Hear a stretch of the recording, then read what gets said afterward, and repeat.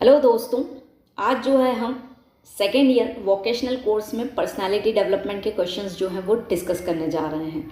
जैसे कि आप लोगों की कमेंट्स में ह्यूज डिमांड थी कि सेकेंड ईयर में पर्सनालिटी डेवलपमेंट के क्वेश्चंस डिस्कस किए जाएं, तो आज हम उसको डिस्कस करने जा रहे हैं। और इससे और एक बात यह है कि जो हमने फर्स्ट ईयर के लिए पर्सनालिटी डेवलपमेंट का वीडियो है और उसमें जो क्वेश्चंस डिस्कस किए थे, तो कहीं ना कहीं वो क्वेश्चंस भी महत्वपूर्ण हैं, इसलिए क्योंकि बेसिक पर्सनालिटी डेवलपमेंट का मतलब क्या होता है या उसके फीचर्स क्या होते हैं, तो वो जो है आपको वहाँ पे क्वेश्चंस मिल सकते हैं। तो और ज़्यादा अंडरस्टैंडिंग क्लैरिटी के लिए जो है आप उस वीडियो को भी देख सकते हैं।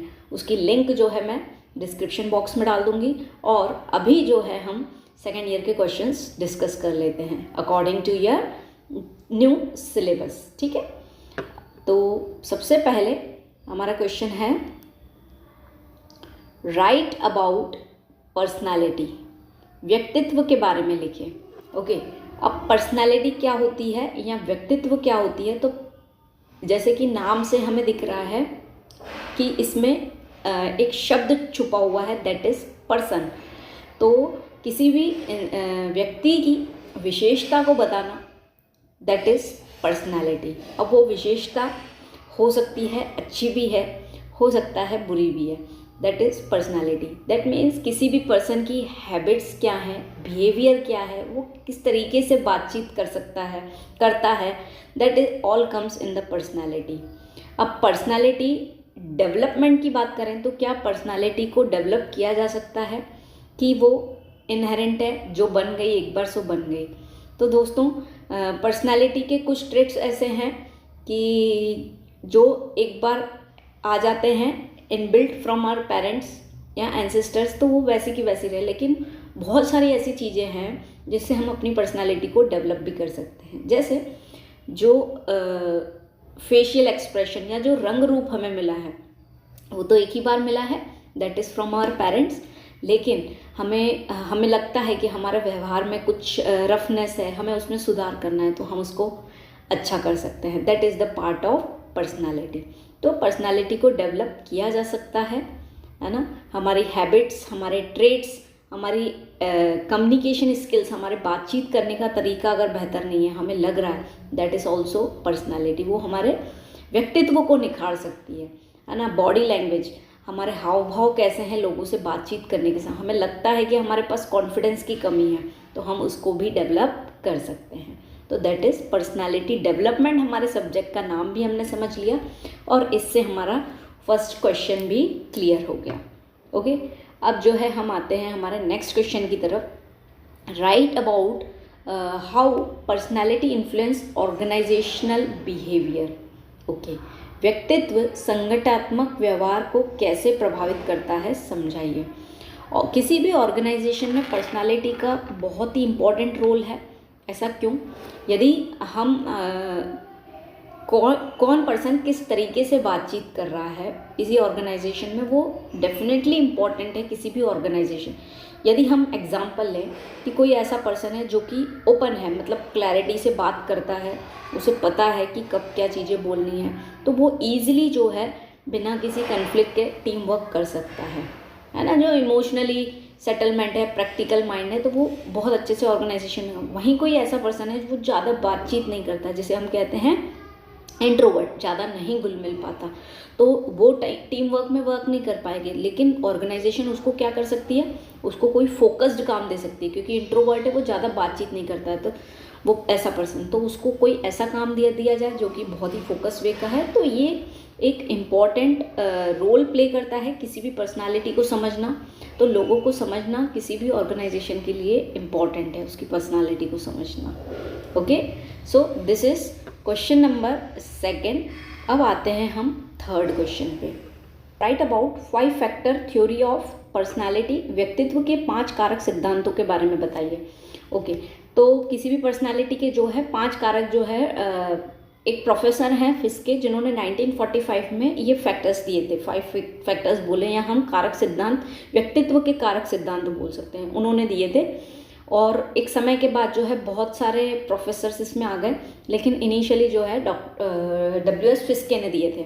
ओके, उन्होंने क्या बोला था, ये 5 फैक्टर्स कौन से हैं? उन्होंने एक्स्ट्रावर्जन, इसमें ये एक्स्ट्रावर्जन ऐसे लोग होते हैं जो कि उनको एनर्जी गेन हो जाती है लोगों से बातचीत करने से, किसी से भी इजीली फ्रेंडली हो जाते हैं, किसी नई जगह पे गए वहाँ दोस्त तो बना लेंगे, तो एक ये फैक्टर होता है, ये थ्योरी उन्होंने बताई थी। दूसरा उन्होंने बताया था एग्रीएबलनेस। अब इसका मतलब क्या होता है, ऐसे लोग जो कि एक हेल्पिंग हैंड होते हैं, आपकी मदद बहुत आसानी से करेंगे, ये बहुत ही ट्रस्टफुल, ऑनेस्ट या फिर हम बोल सकते हैं लॉयल होते हैं। दैट मीन्स आप इन पे विश्वास कर सकते हैं। ये एक थ्योरी होती है पर्सनालिटी की। तीसरी थ्योरी उन्होंने बताई थी कंसाइनेस की। तो इनका जो है huge level of thinking, high level of thinking रहता है, खुद के ऊपर अच्छा खासा कंट्रोल रहता है, मोटिवेटेड पर्सन रहते हैं। ओके, और चौथे रहते हैं न्यूरोटिसिज्म। इसका मतलब ये होता है कि ये ऐसे लोग रहते हैं, ये थोड़े मूडी रहते हैं, ओके, थोड़े सैड रहते हैं, और कहीं कहीं ये इनका इमोशनल इम्बैलेंस भी होता है, ये स्टेबल नहीं रह पाते हैं। दैट मीन्स एक पल में कुछ सोचेंगे फिर दूसरे पल में कुछ सोच लेते हैं। ओके, और पांचवे रहते हैं ओपननेस वाले लोग, ओपननेस वाली पर्सनालिटी। ये ऐसे लोग रहते हैं जिनको जो है हम उनके बारे में और ज़्यादा जानना चाहते हैं कि इनमें ऐसा और क्या है, या और ज़्यादा उनको सुनना चाहते हैं। यदि हम एग्जाम्पल लें सोनू शर्मा का, जब वो बातचीत करते हैं, कुछ डिस्क्राइब करते हैं, तो हम क्या करते हैं, और चाहते हैं कि वो उनको और ज़्यादा सुने, उनके एक्सपीरियंसेस को और ज़्यादा सुने। तो ये होती है 5 factor theory of personality. Okay, अब जो है हम बढ़ते हैं हमारे नेक्स्ट क्वेश्चंस की तरफ। Yes, question 4, right about the classification of personality given by जंग। जंग के द्वारा दिए गए व्यक्तित्व के वर्गीकरण के बारे में लिखिए। अब जंग कौन है? ये जो है इनका पूरा नाम जो है क्लार्क जंग है, जो कि ये बोलते हैं कि एक यूनिवर्सल पैटर्न है, जिस चीज़ों पे हमारे बिहेवियर का, जिन चीज़ों पे हम फोकस करेंगे वैसी चीज़ों से हम इंटरेक्ट करेंगे। तो इन्होंने पर्सनालिटी का कुछ इस तरीके से बताया है कि या तो इंसान एक्सट्रोवर्ट होगा या इंट्रोवर्ट होगा। तो उन्होंने पर्सनालिटी को इस तरीके से डिफाइन किया है, एक्सट्रोवर्ट वर्सेस इंट्रोवर्ट, है ना। दूसरा जो है उन्होंने बताया सेंसेशन वर्सेस इंट्यूशन। क्या होता है सेंसेशन वर्सेस इंट्यूशन? कभी कभी हम कुछ लोग हमने देखा है, वो ऐसा बोलते हैं कि आज मुझे लग रहा है कि मेरा ये काम हो जाएगा, और हम देखते हैं कि उनकी वो बात जो है बिल्कुल सही। दैट मीन्स आपका वाइब्रेशंस आपको इंटरनली बोल रहा है कि ये चीज़ ऐसी होगी या ये चीज़ ऐसी नहीं होगी। That is intuition. तो उन्होंने उसको उस तरीके से पर्सनालिटी को डिफाइन किया है, इंट्यूशन वर्सेस सेंसेशन। फिर जो है उन्होंने ये बोला है थिंकिंग वर्सेस फीलिंग, या तो आप सोचोगे वर्सेस फीलिंग। फिर जो है फोर्थ जो है उन्होंने बोला है जजिंग वर्सेस परसीविंग। तो इन 4 तरीक़ों से जो है उन्होंने पर्सनालिटी का क्लासिफिकेशन दिया है। ओके, अब जो है हम बढ़ते हैं हमारे नेक्स्ट क्वेश्चन की तरफ। Right about classification of personality given by Sheldon. Sheldon द्वारा दिए गए व्यक्तित्व के वर्गीकरण के बारे में लिखिए। अब शेल्डन, इनका पूरा नाम है, प्रोफेसर का नाम है विलियम शेल्डन। ओके, ये जो है अमेरिकन साइकोलॉजिस्ट हैं, और इन्होंने एक सोमा टाइपिंग करके जो है एक बोल सकते हैं थ्योरी दी है, जिन्होंने पर्सनालिटी को जो है 3 उसमें एरियाज में डिवाइड किया है, क्लासीफाई किया है, वो भी हमारे दिखने के रूप में, है ना, जिसे बोलते हैं एक्टोमॉर्फ, जिसमें जो लोग हैं बहुत ही ओपन माइंडेड रहते हैं, है ना, थोड़ा सा एक्सट्रोवर्ट टाइप के रहते हैं, काम रहते हैं, कूल रहते हैं, किसी चीज़ का टेंशन नहीं रहते हैं, देखने में उनके हिसाब से हैविंग फैटी टाइप का या राउंड टाइप ऑफ बॉडी जिसे बोलते हैं वो आते हैं। सेकंड जो है मेसोमॉर्फ, ये ऐसे लोग रहते हैं जिनकी मस्कुलर बॉडी जो है बहुत ही स्ट्रॉन्ग रहती है, दैट मीन्स गुड मसल्स, उन्होंने उसको उसमें डाला है, उस श्रेणी में डाला है। थर्ड जो है एक्टोमॉर्फ, ये ऐसे लोग रहते हैं जो कि मस्कुलर लेवल जो है उनका अच्छा नहीं रहता है, ओके, थोड़े से फ्रेगाइल रहते हैं, कमज़ोर रहते हैं, तो वो सेंसिटिव लोग रहते हैं उसमें। तो इस तरीके से उन्होंने पर्सनालिटी को डिवाइड किया है on the division of the body type, है ना, जो दिखने में कैसे हैं उसके हिसाब से उन्होंने पर्सनालिटी को डेवलप बताया है। ओके, तो ये जो है विलियम शेल्डन के द्वारा बताया गया है। अब बढ़ते हैं हम हमारे नेक्स्ट क्वेश्चन की तरफ। Right about classification of personality given by Kretschmer के द्वारा एक व्यक्तित्व के वर्गीकरण के बारे में बताइए। अब हम क्रैचमर की अगर बात करें तो इनका नाम पूरे जो है अर्नस्ट क्रैचमर है। ये जर्मन साइकेट्रिस्ट हैं। इन्होंने डिप्रेशन लेवल पे लोगों की मदद की है और उसको जो है बहुत क्लोजली ऑब्जर्वेशन किया है। तो उन्होंने पर्सनालिटी को जो है उस तरीके से क्लासिफाई किया है 4 फॉर्म्स में। या तो लोग ऐसे होते हैं, ऐसे, या फिर ऐसे, इस तरीके से। ओके, तो उन्होंने ये बोला है कि या तो लोग जो है काइनिक रहेंगे, इसमें पी जो है वो साइलेंट है। इसका मतलब किस तरीके के लोग आते हैं इसमें, थोड़े हर्ष रहते हैं, बोलने में रफ रहते हैं। ओके, तो इस तरीके के जो कि एक्स्ट्रावर्ट रहते हैं, टॉकेटिव रहते हैं बातचीत करने के लिए। दूसरा एथेनेटिक, ये जो है थोड़ी इनकी वीकनेस रहती है दिखने में, थिंकिंग पैटर्न में। और तीसरे जो है athletic, that means muscularly pattern में अगर बात करें तो they are good in muscular area. Athletic यानी जैसे एक एथलेटिक रहता है वो उसमें आता है। और चौथा डायस्पेस्टिक जो है, ये ऐसे लोग रहते हैं जो इन तीनों कैटेगरी में नहीं आते हैं, वो इस 4th में आते हैं। तो इसमें कोई उन्होंने डेफिनेशन नहीं दी है कि इस प्रकार के लोग जो है इसमें आएंगे, कोई यूनिफॉर्मिटी नहीं दी है। जो इन 3 कैटेगरी में नहीं आएंगे ऊपर की, चौथी कैटेगरी में वो लोग आएंगे जो उन तीनों में नहीं आ रहे हैं। तो इस तरीके से जो है क्रैचमर ने जो है इस वर्गीकरण किया है पर्सनालिटी का। दोस्तों वैसे हम पर्सनालिटी को समझें तो बहुत ही आसान है, बट अलग अलग प्रोफेसर्स हैं जिन्होंने अपनी थ्योरी अलग अलग दी है, तो इसलिए हमें एग्ज़ाम पॉइंट ऑफ व्यू से इन सबको पढ़ना पड़ेगा। इसलिए हमने शॉर्ट में सभी को डिस्कस किया है, ताकि फिर हमें कार्ल जंग आ जाए, चाहे विलियम शेडॉन आ जाए, या फिर अर्नस्ट क्रैचमर आ जाए, कोई भी आ जाए, हम उसको लिख लेंगे। तो यहाँ पे हमने ये सभी का डिस्कशन कर लिया है। ओके, बढ़ते हैं अब हम नेक्स्ट यूनिट पर। यस दोस्तों, अब यूनिट 2 का क्वेश्चन नंबर 1 यदि हम डिस्कस करें तो right about self control as a technique of personality development. Self control technique क्या होती है हमारी पर्सनालिटी को डेवलप करने के लिए। हिंदी में भी उसको हम रीड कर लेते हैं। व्यक्तित्व विकास की एक टेक्निक के रूप में आत्मनियंत्रण के बारे में लिखें। ओके, तो सेल्फ कंट्रोल टेक्निक क्या है कि हम फिजिकली एंड मेंटली अपनी हेल्थ को कैसे अच्छा रख सकते हैं। अब उसके लिए हम क्या कर सकते हैं, अब हम अपने गोल सेट कर सकते हैं और उसके अकॉर्डिंग खुद को छोटे छोटे गोल्स को, अपने एक बड़े गोल को छोटे छोटे गोल्स में डिवाइड करें और फिर जो है हम अपने काम को प्रायोरिटाइज करें। ओके, ऐसे नहीं कि जब जो मन में आया वो करना, खुद को प्रायोरिटी देना, खुद के काम को स्पेशली, है ना। स्ट्रेस को हैंडल करें, ज़्यादा ओवर हेल्म्ड ना हो जाए कि बहुत ज़्यादा एंजाइटी हो रही है किसी चीज़ को लेके या क्या, वो सब चीज़ें ना करें। तो इस तरीके से जो है हम सेल्फ कंट्रोल अपने आप पर काबू रख सकते हैं। अपनी प्रोग्रेस को मेजर करें, जो गोल्स हमने बनाए हैं, जिसके प्रति हम काम कर रहे हैं, उसको मेजर करके देखें, ताकि उससे जो है हमें खुशी मिल सके, एक पॉजिटिव अप्रोच मिल सके।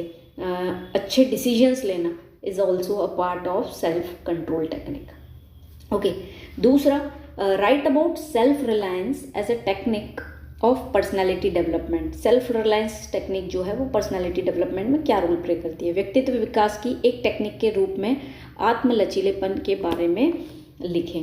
दैट मीन्स सेल्फ रिलायंस का मतलब है कि ऐसी एबिलिटी होना कि हम उस डिफ़िकल्ट सिचुएशन को अडाप्ट कर पाएँ। ओके, अपने अंदर पेशेंस रखें, कामनेस रखें कि जो डिफ़िकल्ट सिचुएशन है वो हैंडल हो जाएगी। धैर्य से अपना डिसीजन लें उस पर्टिकुलरली ऐसी सिचुएशन में जहाँ पे आपको स्ट्रेस हो रहा है, या कुछ ऐसी सिचुएशन आ गई जो आपके कंट्रोल के बाहर है, आपके बिहेवियर से कुछ बाहर आ गई, या लाइफ में आपने कोई ऐसी चीज़ नहीं देखी और सडन कुछ चेंज आ गया, तो उस चीज़ को हैंडल करना हम बोल सकते हैं it is self reliance. Okay, that means आप काम एंड क्वाइट रहते हैं, समय का वेट करते हैं और उसके अकॉर्डिंगली फिर डिसीजन लेते हैं। ओके, इसमें हम बोल सकते हैं पेशेंस जो है एक मेजर फैक्टर है जो हेल्प करता है सेल्फ रिलायंस में। अब 3rd क्वेश्चन की यदि बात करें, right about self esteem as a technique of personality development. व्यक्तित्व विकास की एक टेक्निक के रूप में आत्मसम्मान के बारे में लिखें। सेल्फ एस्टीम, आप खुद के बारे में क्या सोचते हैं। यदि आप खुद के बारे में अच्छा सोचते हैं तो डेफिनेटली आपका confidence level, that is self confidence आपका अच्छा होगा और आप बेहतर प्रदर्शन कर पाएंगे कहीं पे भी, किसी भी फील्ड में।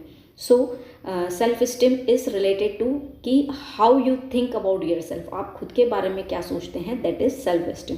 दोस्तों, ये तीनों क्वेश्चन कहीं ना कहीं एक टेक्निक है जो पर्सनालिटी डेवलपमेंट में रोल प्ले कर रही है, जिसमें हमने देखा सेल्फ कंट्रोल, कि खुद को ऊपर कैसे हम काबू करें, कंट्रोल करें चीज़ों को, ताकि हम गुड डिसीजंस ले पाएँ। तो स्ट्रेस को मैनेज करके और अपनी चीज़ों को प्रायोरिटाइज़ करके, अपने काम को प्रायोरिटाइज़ करके जो है हम self control, self reliance, difficult situation को कैसे हम हैंडल करते हैं, दैट इज़ सेल्फ रिलायंस।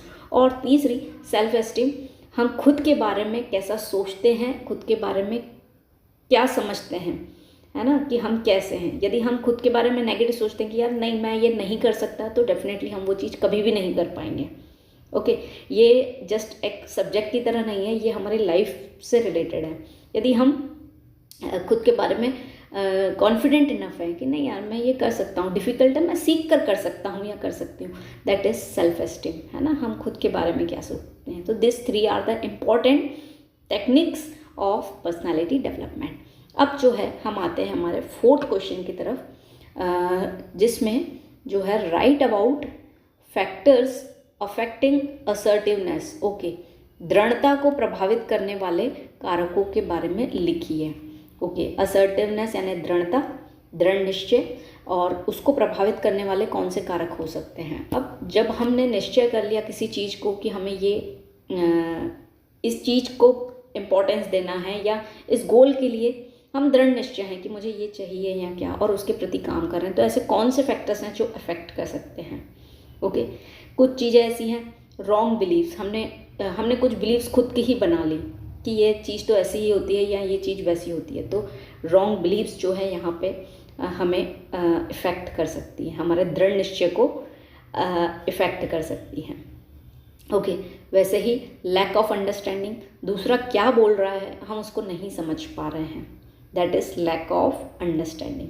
वैसे ही स्ट्रेस एक प्रकार का ऐसा है कि वो कहीं ना कहीं हमारे दृढ़ निश्चय को कम करता है। लैक ऑफ कॉन्फिडेंस, अगर हमारे अंदर दृढ़ निश्चय है तो हमें अंदर से ये बिलीव करना पड़ेगा, बिलीफ सिस्टम को स्ट्रॉन्ग करना पड़ेगा। तो due to lack of belief system, है ना, दैट मीन्स हमारा बिलीफ सिस्टम वीक है, यदि हम थोड़ी सी बातचीत में हिल जाते हैं, है ना, इम्बैलेंस हो जाते हैं, तो जो है वो हमारी असर्टिवनेस, हमारी दृढ़ता को इम्पैक्ट करेगा। तो ये सभी फैक्टर्स हैं दोस्तों जो हमारी असर्टिवनेस को प्रभावित करता है। ओके, बढ़ते हैं हम हमारे नेक्स्ट क्वेश्चन की तरफ। आते हैं हम क्वेश्चन नंबर 5 पर। Right about pro social behaviour, सामाजिक समर्थक व्यवहार के बारे में लिखिए। नाम से भी क्लियर है कि सोशल बिहेवियर, हम लोगों की कितनी मदद कर पा रहे हैं, लोगों के कितने काम आ रहे हैं, that is pro social behaviour, है ना। अब इसमें क्या हो सकता है, किस तरीके से हम मदद कर सकते हैं, तो हम कुछ डोनेशन करके मदद कर सकते हैं। यदि हम फाइनेंशियली हेल्प नहीं कर सकते हैं तो नॉन मॉनेटरी वे में भी किसी को पढ़ा दिया हमने, इस तरीके की हेल्प जो है हम कर सकते हैं। ओके, तो हेल्पिंग अदर्स, या तो डोनेट कर सकते हैं, मोटिवेट कर सकते हैं, किसी को सुनना भी, it is a part of helping someone, supporting someone. तो this comes under the social behaviour, है ना। Next, right about interpersonal relationship issues, पारस्परिक संबंध मुद्दों के बारे में लिखिए, जो हमारे लोगों से के साथ बिहेवियर होता है। ओके, हमको नेक्स्ट 7th क्वेश्चन भी वही दिया है, तो पहले हम क्वेश्चन नंबर 7 को समझ लेते हैं, फिर हम उसके इश्यूज को समझ लेंगे। Okay, right about interpersonal behaviour, व्यक्तित्व व्यवहार के बारे में लिखिए। दैट मीन्स हमारा क्या बिहेवियर है, दूसरों से बातचीत करने के समय हम किस तरीके से बिहेव करते हैं, किस तरीके से उनको समझते हैं, दैट इज़ इंटरपर्सनल बिहेवियर। अब इसमें क्या इश्यूज़ आ सकते हैं, तो इसमें अलग अलग तरीके के इश्यूज़ आ सकते हैं, जैसे कि ये हो सकता है कि कल्चरल इश्यूज़, हमारा बिलीफ सिस्टम, हमारा कल्चर कुछ और है, सामने वाले का कुछ और है, तो उसके कारण कन्फ्लिक्ट्स हो सकते हैं कि वो हमें नहीं समझ पा रहा है। ओके, ऐसे ही हो सकता है सोशल लेवल पे, है ना, सोसाइटी बेस्ड पे, थिंकिंग पैटर्न पे, वो हमारी लैक ऑफ अंडरस्टैंडिंग की वजह से जो है, या उसकी लैक ऑफ अंडरस्टैंडिंग की वजह से जो है आपस में डिस्प्यूट हो रहे हैं। चेंज ऑफ पैटर्न ऑफ, हम बोल सकते हैं लैंग्वेज, कभी कभी भाषा के कारण जो है हम सामने वाले को नहीं समझ पाते हैं। तो ये कुछ इश्यूज रहते हैं, जैसे हम बोल सकते हैं कि that comes under the interpersonal relationship issues. ये कल्चरल हो सकते हैं, सिचुएशनल हो सकते हैं और सोशल हो सकते हैं। कभी कभी सिचुएशन बेस्ड चीज़ें हो जाती हैं, है ना। हमारा इंटेंशन नहीं था, हमने किसी को वादा कर दिया कि हम उसके लिए ये काम कर देंगे या ये हेल्प कर देंगे, बट सिचुएशन बेस्ड हम वहाँ पर नहीं पहुँच पाए, तो वहाँ पे जो है इंटरपर्सनल रिलेशनशिप इश्यूज़ होते हैं। तो सिचुएशनल बेस्ड हो सकते हैं, सोशल हो सकते हैं, कल्चरल हो सकते हैं। ठीक है, तो यहाँ पे हमने 6th एंड 7th क्वेश्चन समझ लिया। अब आते हैं हम हमारे 8th क्वेश्चन की तरफ। राइट अबाउट इंटरव्यू स्किल्स, साक्षात्कार कौशल के बारे में लिखें। अब इंटरव्यू स्किल्स दैट मीन्स जब आप इंटरव्यू के लिए जाते हैं तब आपके पास कौन सी एबिलिटी होनी चाहिए, दैट मीन्स वो पर्सनैलिटी का पार्ट है आपका। ऐसी स्किल्स को हम, यदि हमारे पास है that is well and good, नहीं है तो हमें उसे डेवलप करना है। तो सबसे पहले कॉन्फिडेंस, हमारे पास कॉन्फिडेंस होना चाहिए चीज़ों को एक्सप्रेस करने के लिए। ऑनेस्ट होने चाहिए, यदि हमें किसी चीज़ का आंसर नहीं पता है तो हमें वो ट्रुथफुल रहना चाहिए कि सॉरी मुझे इसके बारे में नहीं पता है। तो वो आपके व्यक्तित्व को झलकाता है कि ये पर्सन तो ऑनेस्ट इनफ है, ये हमारे ऑर्गेनाइजेशन में भी इसी तरह काम करेगा क्योंकि इसका बिहेवियर ऐसा है। वैसे ही इसके अलावा कॉन्फिडेंस हो गया, ऑनेस्टी हो गई, लिसनिंग एबिलिटी होनी चाहिए कि हम सुन पाएँ कि सामने वाला क्या बोल रहे हैं। कभी कभी क्या रहता है, हम एक्टिव लिसनर नहीं बन पाते हैं। लोग बोल रहे हैं, एक सेंटेंस सुन लिया, उसके बाद हम अपना ही सोचने लग गए। तो हमें एक्टिव लिसनिंग जो है अडॉप्ट करनी चाहिए। तो ये सब चीज़ें हैं इंटरव्यू स्किल्स में। एक कॉन्फिडेंस क्रिएट करना, पॉजिटिव एटीट्यूड होना, वो भी बहुत मायने रखता है।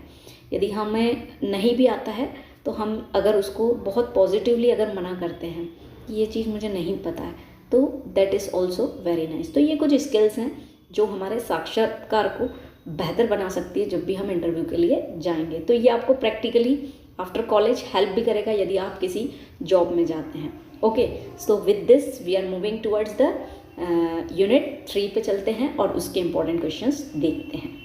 यूनिट 3 का फर्स्ट क्वेश्चन हम रीड करते हैं।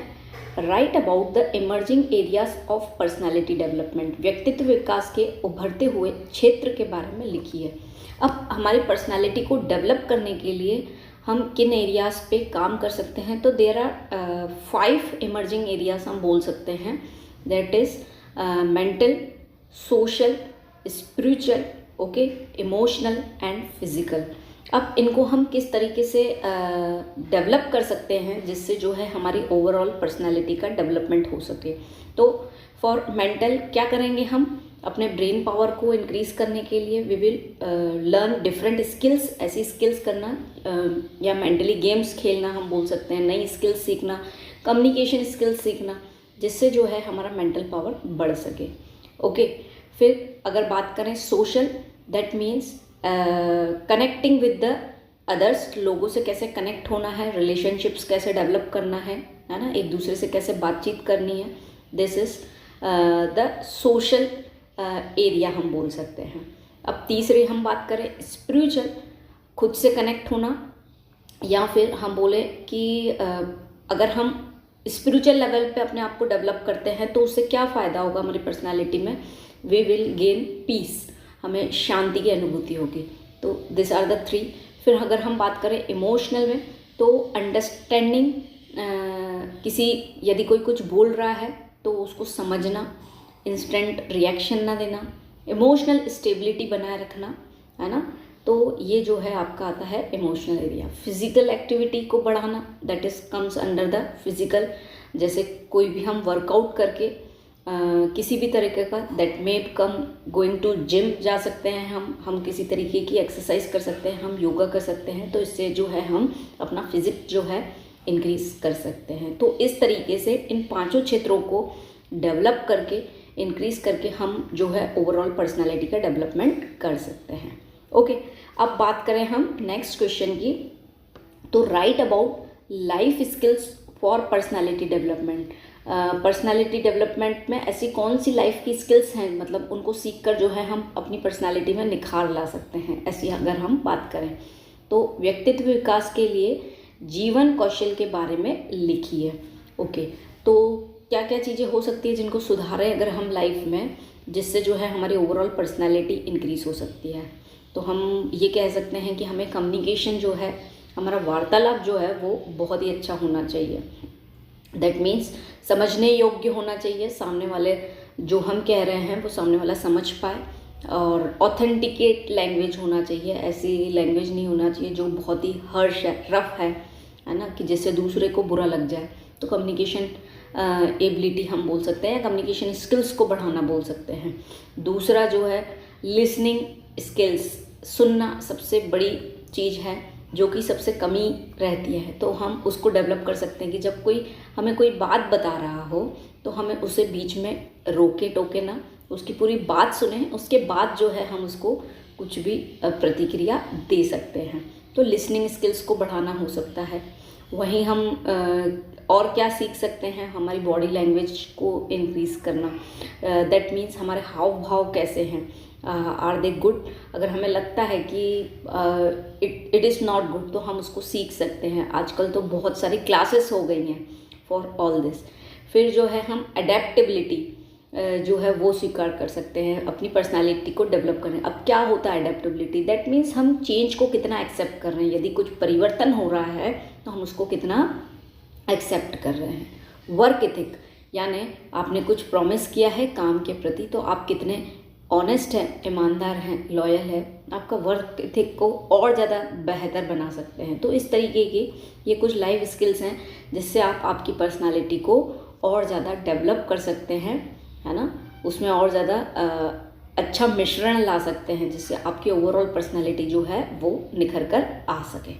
ओके, अब बढ़ते हैं हम नेक्स्ट क्वेश्चन की तरफ। Right about social intelligence and personality development. Okay, इसको ही यदि हिंदी में यदि हम बात करें, सामाजिक बुद्धिता और व्यक्तित्व विकास के बारे में लिखिए। ओके, तो पहले यदि हम पर्सनालिटी डेवलपमेंट की बात करें तो क्या है, अपनी पर्सनालिटी को डेवलप करना, है ना। अब पर्सनालिटी में अलग अलग ट्रेट्स आती हैं, अलग अलग क्वालिटीज़ आती हैं कि हम अपने बिहेवियर, हैबिट्स, ट्रेट्स को जो है उसमें सुधार लाएं। अब सोशल इंटेलिजेंस क्या होता है दोस्तों, कि हम जो है सोसाइटी को, दैट मीन्स हमारे आसपास के जो लोग हैं उनको किस तरीके से समझ पा रहे हैं कि नहीं समझ पा रहे हैं। तो to ability to understand someone हम बोल सकते हैं वो होती है हमारी सोशल इंटेलिजेंस। अब इसमें बहुत सारी बातें आती हैं। दूसरा कि कब क्या बोलना है ये भी हमें बता रहे हैं, है ना। नहीं तो क्या होता है, हम कहीं पार्टी में चले गए, अच्छा सा मिक्सचर है और वहाँ पे हम लगातार कंटिन्यूस बोल रहे हैं, बल्कि वहाँ पे माहौल कुछ और है ना।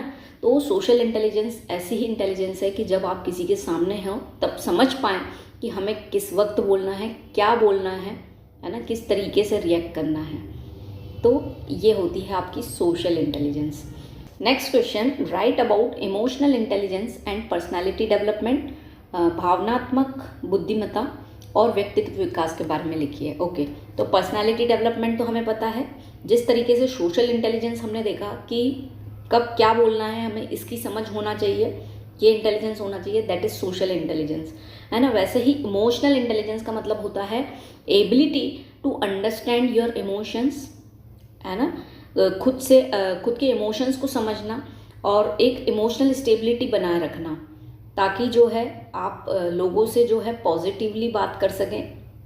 ओके, कम्युनिकेशन जो है आपका इफेक्टिव हो पाए, किसी तरीके का स्ट्रेस ना हो पाए, है ना। नहीं तो इमोशनली अगर इम्बैलेंस है हम, तो हम कहीं पे भी रो देंगे। तो we have to control our emotions. तो हम अगर शॉर्ट में बात करें, इमोशनल इंटेलिजेंस क्या है, the ability to understand and control, या फिर हम बोल सकते हैं मैनेज द इमोशंस। तो that is emotional intelligence. Question number 5, right about spiritual intelligence and personality development. आध्यात्मिक बुद्धिता और व्यक्तित्व विकास के बारे में लिखें। अब स्पिरिचुअल इंटेलिजेंस की बात करें तो ability to understand your own self या कनेक्शन विद इन, खुद से कनेक्ट करना जो है स्पिरिचुअल इंटेलिजेंस होती है। अब क्या ज़रूरत है अपनी पर्सनालिटी को डेवलप करने में स्पिरिचुअल इंटेलिजेंस का होना? दोस्तों, जब हम खुद को बेहतर समझ पाते हैं तभी जो है हम दूसरों को हेल्प भी कर पाएंगे और दूसरों को भी समझ पाएंगे। तो स्पिरिचुअल इंटेलिजेंस खुद की शांति के लिए, एक पीस के लिए जो है बहुत ही ज़्यादा ज़रूरत है। यदि हम इंटरनल शांतिपूर्ण हैं तो ऑब्वियस सी बात है हम बाहर भी हमारी वैसी ही पर्सनालिटी झलकेगी। जैसे हम अंदर से हैं वैसे ही हम बाहर से दिखेंगे। तो स्पिरिचुअल इंटेलिजेंस जो है बहुत ही ज़रूरी है। जैसे कि अभी हमने डिस्कस भी किया था कि जो 5 एरियाज़ हैं उसमें एक स्पिरिचुअल एरिया है जिसे अगर हम बढ़ाते हैं फॉर पीस तो जो है हमारी पर्सनालिटी डेवलप होगी। तो उसके लिए हमें क्या कर सकते हैं? तो अलग अलग लोगों के अलग अलग तरीके हैं स्पिरिचुअल इंटेलिजेंस को बढ़ाने के लिए। जैसे कोई जो है मेडिटेशन करता है, ओके, किसी के लिए रिलीजियस बुक्स पढ़ना, किसी के लिए भजन कीर्तन करना, this all comes under the spiritual intelligence. Okay, तो इस तरीके से जो है हम पर्सनालिटी को डेवलप कर सकते हैं। अब हमने देखा कि हमारी पर्सनालिटी को डेवलप करने के लिए 3 intelligence, that is social intelligence, जब हम सोसाइटी से कनेक्ट करते हैं तब क्या बोलना है इस चीज़ की समझ होना, that is social intelligence. Emotional intelligence, खुद के इमोशंस को समझना, उसको मैनेज करना, है ना, that is emotional intelligence. Spiritual intelligence, खुद से कनेक्ट होना, खुद को समझना, दैट इज़ स्पिरिचुअल इंटेलिजेंस। तो ये तीनों क्वेश्चंस जो हैं इम्पॉर्टेंट है। हो सकता है किसी ऑब्जेक्टिव में इमोशनल इंटेलिजेंस से रिलेटेड पूछ लें और क्वेश्चन आ जाए आपको स्पिरिचुअल का। तो दैट इज़ वाई हमने मीनिंग समझ लिया है ताकि हम जो है बेहतर तरीके से एग्ज़ाम में सब चीज़ें लिख पाएँ। ओके, तो दोस्तों यहाँ पे ख़त्म होता है हमारे तीनों units for the personality development. और ओवरऑल क्वेश्चंस हमने डिस्कस कर लिए हैं जो कि बहुत ही आसान है, सब आंसर्स के हमारे पास क्लू है। तो आप एक बार देखिए अच्छे से, फिर भी यदि आपको किसी में डाउट है तो आप उसको पूछिए। With this, thank you and all the best for your exam.